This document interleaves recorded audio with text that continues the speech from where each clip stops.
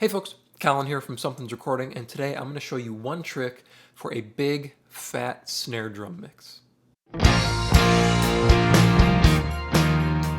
We're going to be looking at big, fat snares today, but before we dive in, if you're ready to go a little bit deeper into the mixing process as a whole and really start to hone your workflow as an engineer, then I have just the thing for you.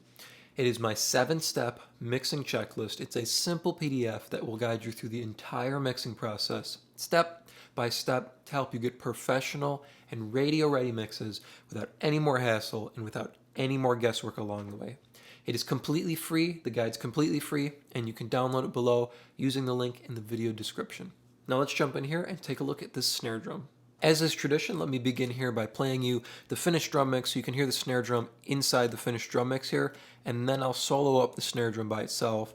I'll probably have to turn off the reverb here so you can get an idea of what our snare drum sounds like by itself. Then we're going to jump into which plugin here makes our snare drum so big and so fat sounding inside of this pretty aggressive mix here. So take a listen, just the drums by themselves here.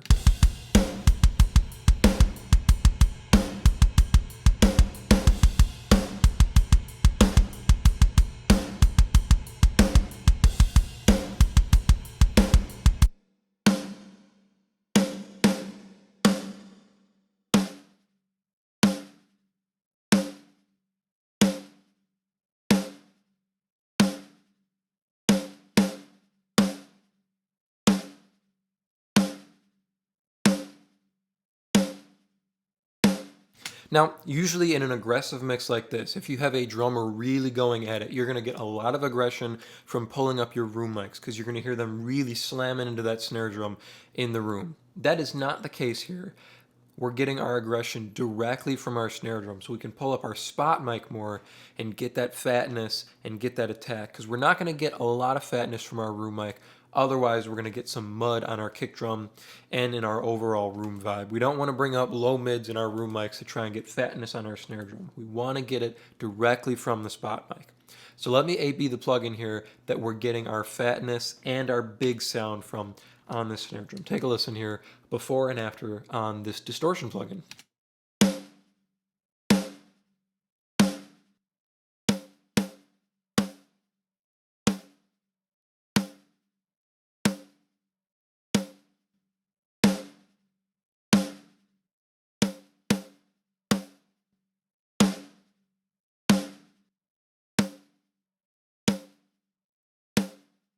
You can hear our snare drum's pretty puny sounding. It's pretty attack heavy without this distortion in, and that's not something that's going to fit in a bigger mix like this. This mix is very aggressive, very dense. We've got a lot of big stereo electric guitars here, and a tiny, thin sounding snare drum like that is not going to compete. Let me even just put it in our drum mix here, and I'll A-B this distortion plugin. You can hear how our snare drum really loses a lot of its weight and a lot of its presence in the mix when I take this distortion plugin off. So we'll start with, and then I'll take it off so you can hear our drum without it and hear how it loses all of its power.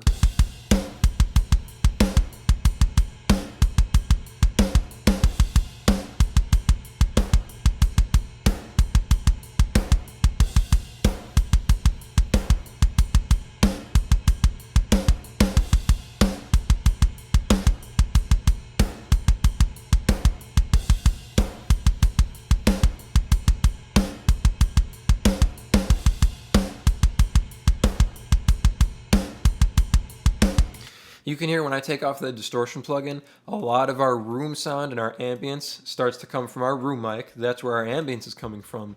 And all we're getting from our snare mic, our spot mic, is just attack from the transient of the snare drum. That's not what we want. We want a lot more weight. We want our snare drum to be big. We want it to be fat. And we want it to be powerful. Especially, it's kind of a progressive metal style mix like this, right? You can hear the kick drums really going at it.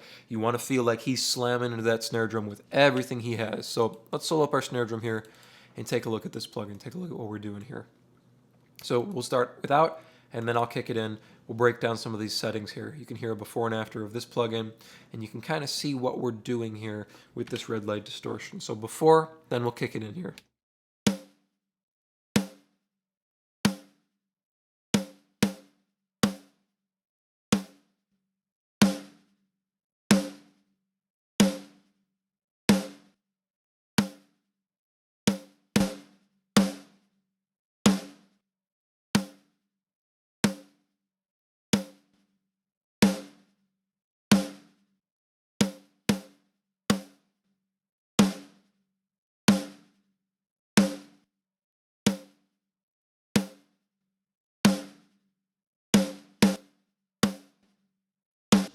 So one of the things you notice off the bat, is that your perception of volume goes way up when we kick this distortion plugin in. But if you notice, when we look at the level on our snare drum or even on our drum bus or our mix bus here, our levels stand pretty much the same, if not dropping, because what we're doing is we're making sure our snare drum isn't all attack. We're bringing the weight of our snare drum up and making sure our attack isn't the only thing that makes our snare drum cut through. We want it to be big and powerful all around, not just transient heavy. So our actual level stays about the same, but our perception of volume goes way up because we really increase the power coming from our snare drum. All we're doing here, pretty simple, we're pretty much using the default setting when you pull in the red light distortion plugin. We're pushing the input gain a little bit, input amplification, pushing the distortion a little bit, so both of these are put up to 2. Our drive's even at 2, so 2 across the board up here at top. Of course, mix is at 100%. We're using it on the second stage distortion here, so it's a little bit heavier, as well as using the hard tube instead of the soft tube here. So we're going a little bit more aggressive on the sound, and then pushing a little bit less of the drive. So instead of cranking the drive way up on something like the soft tube or first stage here, we're going a little bit more hardcore and then using our drive a little bit lower to get the sound we're looking for. And then we can use our output gain to make sure we're sitting at about the same level, but we still have a perceived level increase because of the power we're getting and the low end weight we're bringing back in with this plugin here. So we'll mess with the drive a little bit. You notice we're not using the low and high frequency cuts either. Those are staying about the same. We'll mess with our drive a little bit, and I'll show you the mix, and we'll go from to lighter stages a little bit well. So just messing with this distortion plugin a little bit here to see the sounds we can get out of it.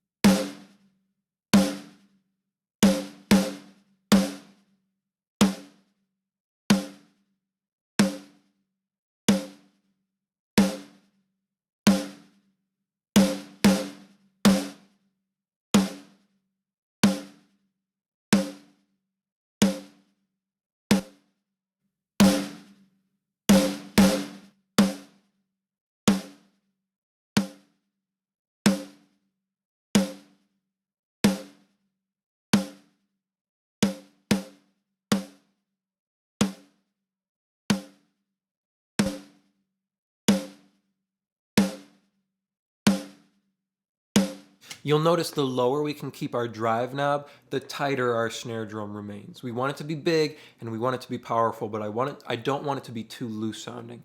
When we crank up the drive knob, we get so much more snare sound. It makes our snare drum sound looser. It sounds like we have our bottom snare above where our top snare mic is. That's not what I want. I want our snare drum to be big and powerful, but I still want it to be tight and I still want it to be consistent. I can crank up the drive and we get a little bit more of that sizzle from the bottom snare, but again, it lengthens it and makes it sound a little bit looser, so our sustain goes a little bit longer the more we kick up the drive. It does make it sound more aggressive, but it kind of loses a little bit of that bigness and a little bit of that tightness the more we push up the drive, the more distortion we lay on top, because it's going to emphasize all that length that we're getting on the back end, all that snare sizzle.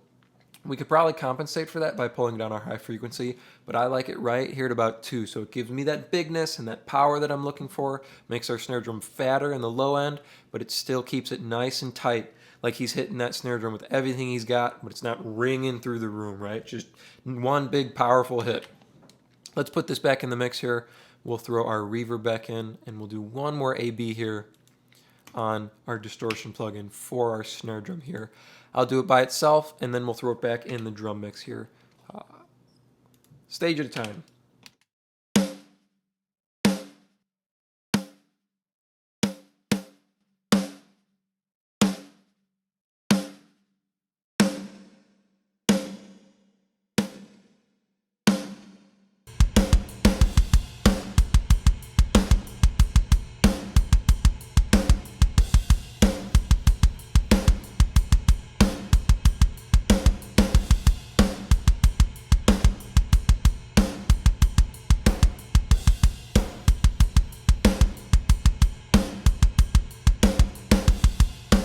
In addition to bringing in a sense of power and a sense of fatness to our snare drum, our distortion plugin also helps to keep our snare drum very even and very consistent. So again, it's not all attack oriented, it's not just poking through on the transient of our snare drum. It keeps it big and it keeps it powerful and it keeps it even. You'll hear, or you probably heard there, when I had it soloed with the reverb in, you could hear without it, our reverb kind of went back and forth depending on the hit because it was very attack oriented.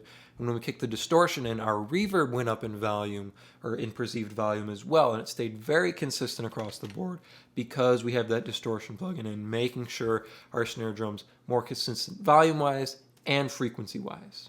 I hope that was helpful for you. As I mentioned at the beginning of the video, if you're looking to take your mixes to the next level and you're ready to start dialing in your workflow as an engineer, then I have just the tool for you. It is my 7-step mixing checklist. It is completely free, and you can download it below to start creating more professional mixes in less time. Thank you so much for watching, and I will see you in the next video.